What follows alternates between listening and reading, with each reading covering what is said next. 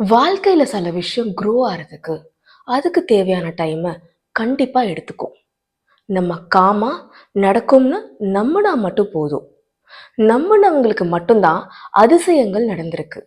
அப்படிப்பட்ட ரியல் லைஃபோட மேஜிக்கல் ஸ்டோரியை தான் இன்னைக்கு வீடியோவில் நம்ம பார்க்க போகிறோம்.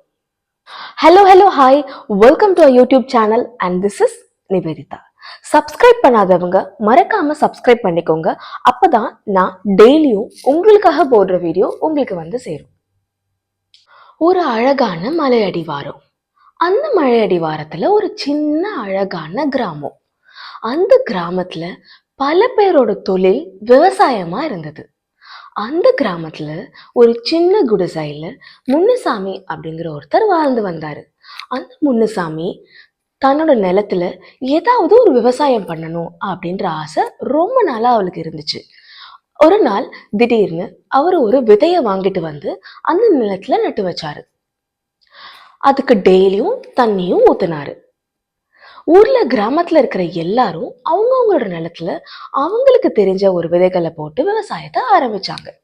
ஆனா முனுசாமியோட நிலத்துல மட்டும் ஒரு வருஷம் கழிச்சு எந்த அறுவடையும் நடக்கல. மற்ற எல்லாத்தோட நிலத்திலையும் ஒரு சில அறுவடையும் நடந்துச்சு. அதுக்கப்புறம் அதுக்கான பயனையும் அவங்க அனுபவிச்சாங்க. எல்லாரும் முன்னுசாமியை கேலி செய்ய ஆரம்பிச்சுட்டாங்க. 3 வருஷத்துக்கு கழிச்சு இன்னுமா உன் நிலத்துல எதுவும் முளைக்கல, நீ வேணா வேற ஏதாவது விதைய போட்டு முயற்சி பண்ணலாமே அப்படின்னு கூட சொல்லி பார்த்தாங்க.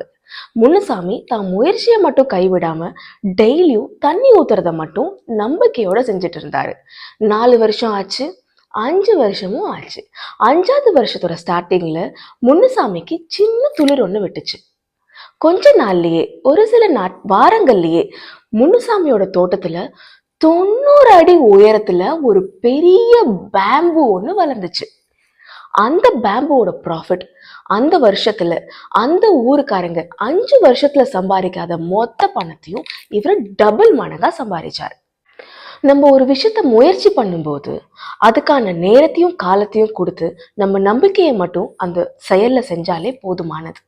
நம்ம சுற்றி இருக்கவங்களை பத்தி நம்ம கவலைப்படணும்னு அவசியம் கிடையாது. முன்னுசாமியோட முயற்சி ஸ்டார்டிங்ல வரலனாலும் கண்டிப்பா அவருக்கான நேரம் வரும்போது அது சக்சஸா மாறிச்சு.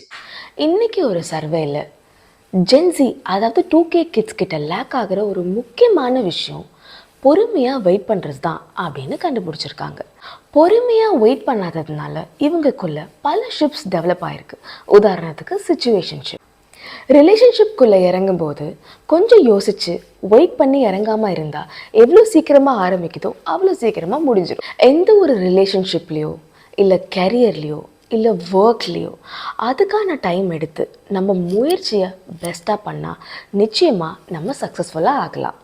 வாழ்க்கையில் எந்த ஒரு விஷயத்தை முயற்சி செய்யும் போதும் பலன் உடனே கிடைக்காது.